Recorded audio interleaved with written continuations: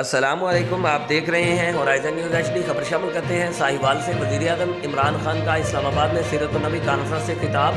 ضلع انتظامیہ ساہیوال کے زیر اہتمام تحصیل کونسل ساہیوال میں وزیر اعظم کا خطاب براہ راست دکھایا گیا۔ MNA رائے مرزا اقبال ڈپٹی کمشنر واجد علی شاہ نے ویڈیو لنک کے ذریعے خطاب سنا۔